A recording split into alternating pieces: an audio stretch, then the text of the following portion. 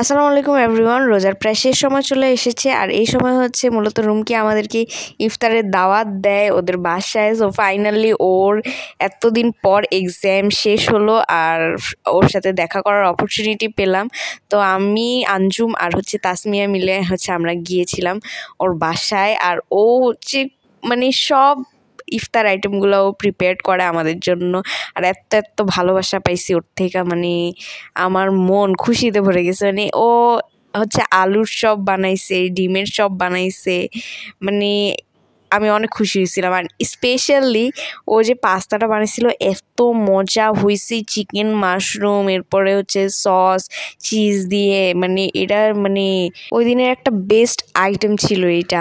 Even আমরা তো পরবর্তীতে ওরে দিয়া পাতিল আনায় পাতিল থেকে খাওয়া শুরু করছিলাম পাস্তা, এত মজা লাগছে। আর ডিম চপটাও অনেক মজা হয়েছিল। চপটাকে ও ব্রেড ক্রাম্বস দিয়ে কোটিং করে এরপরে ভেজেছিল। আর এখানে হচ্ছে আমরা শরবত দিয়ে কিছু স্ন্যাপস নিচ্ছিলাম বুমেরাঙের জন্য। অ্যান্ড দেন ফাইনালি হচ্ছে আমরা আইসক্রিম দিয়ে আমাদের ইফতারটা ফিনিশ করি। দেন আমরা অনেকক্ষণ আড্ডাও দিয়েছিলাম, দেন বাসায় ব্যাক করি। So it was a good experience. অনেক দিন পর ওদের সাথে আড্ডা দিয়ে অনেক অনেক ভালো লেগেছে। I hope to get this types of days again.